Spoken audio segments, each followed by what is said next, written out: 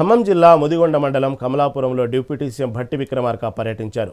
అనంతరం 10 కోట్ల రూపాయలతో 10,000 మెట్రిక్ టన్నుల గిడ్డంగుల సంస్థ గోదాముల నిర్మాణానికి ఆయన శంకుస్థాపన చేశారు.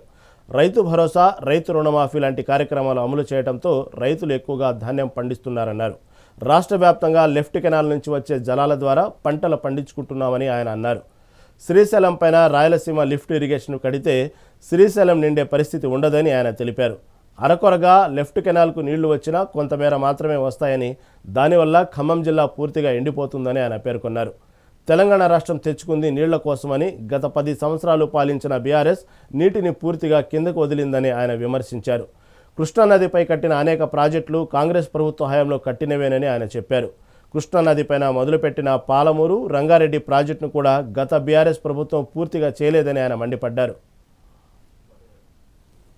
ఈ గోడౌన్ని 10 కోట్ల రూపాయలతో భూమి పూజ కార్యక్రమం చేసుకొని దాదాపు ఇది 10 మెట్రిక్ టన్నులు 10,000 5,000తో కలిపి 2 గోడౌన్లు 10,000 మెట్రిక్ టన్నుల కెపాసిటీతో ఇవాళ ఈ గోడౌన్ కమలాపురంలో నిర్వహించుకుంటున్నాం. సరే, ఈ గోడౌన్స్ అన్నీ కూడా మన రాష్ట్ర ప్రభుత్వం చేపడుతున్నటువంటి అనేక నీటిపారుదలలో కానీ, ఇతరత్ర సౌకర్యాలు ఏర్పాటు చేయడంలో కానీ, లేకపోతే ఉచితంగా విద్యుత్ శక్తిని ఇవ్వటం వల్ల కానీ, సరైన సమయంలో లెండింగ్ అంటే రుణ సదుపాయం అందించడం వల్ల కానీ, రుణమాఫీ, రైతు భరోసా ఇవన్నీ అందించడం వల్ల రాష్ట్ర వ్యాప్తంగా పెద్ద ఎత్తున రైతు సోదరులు ఉత్పత్తిని బాగా పెంచి ఈరోజు దేశంలోనే ఒక గొప్ప ధాన్యాన్ని అంటే వరి ధాన్యాన్ని అత్యధిక శాతం పండించినటువంటి రాష్ట్రంగా ఈరోజు మనం తెలంగాణ రాష్ట్రాన్ని ముందుకు తీసుకుని వెళ్తూ ఉన్నాం.